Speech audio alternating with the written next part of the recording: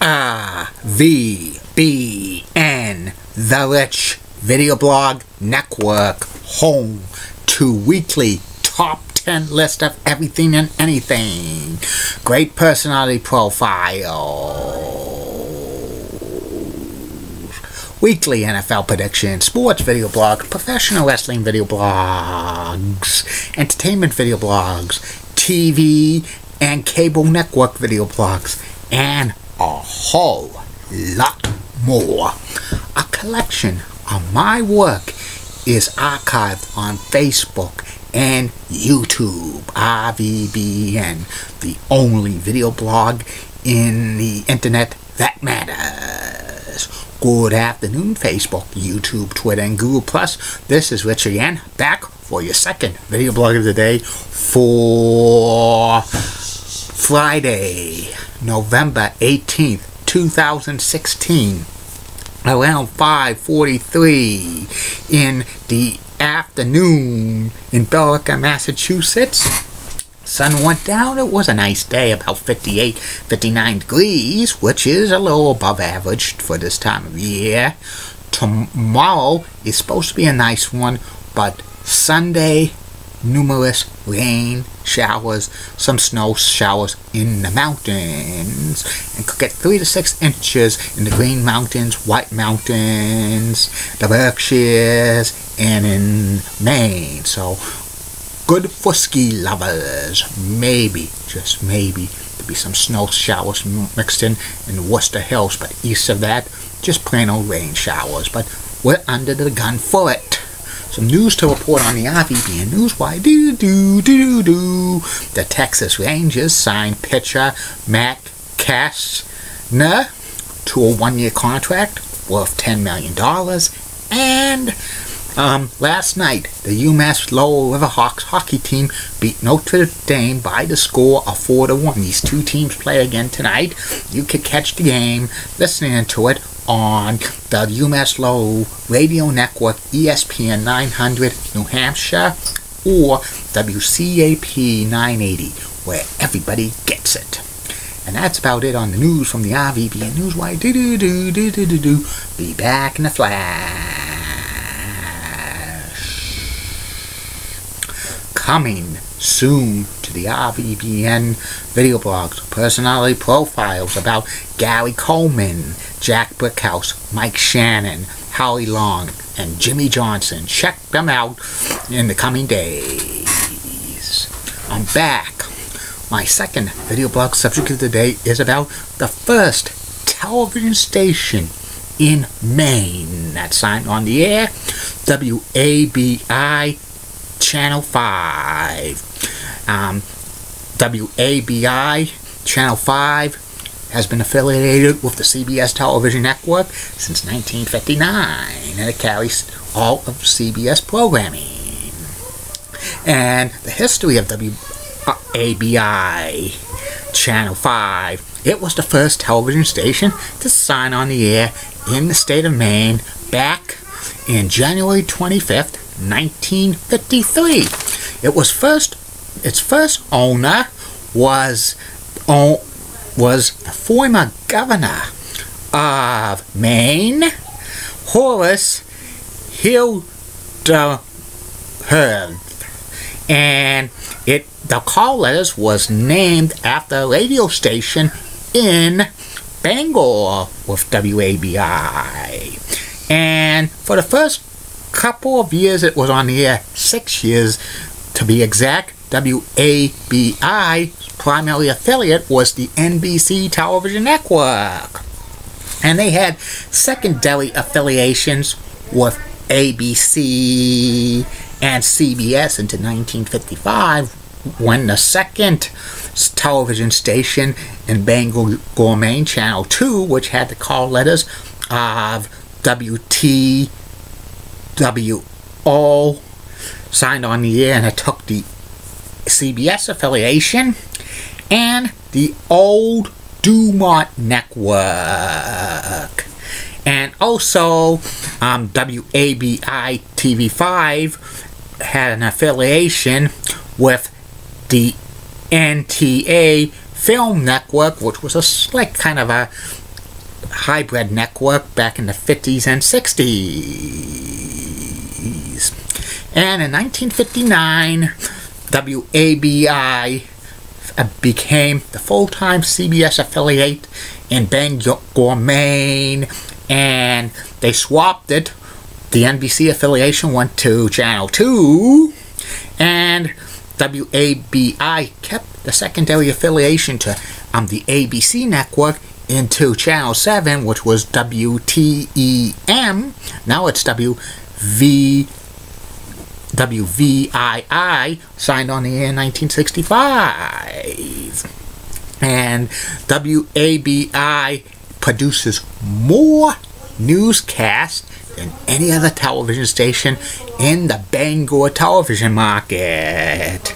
And its ratings for it is amazing, and it gets more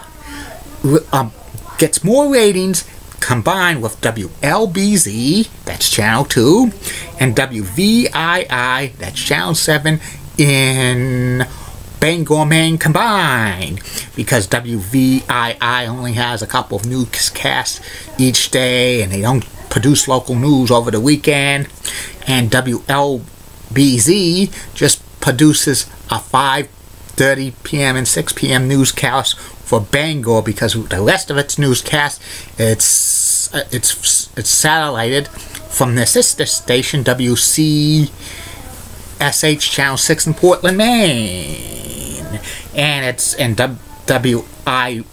WIABI for many years had its newscast as telejournal, and WABI's news staff is diverse.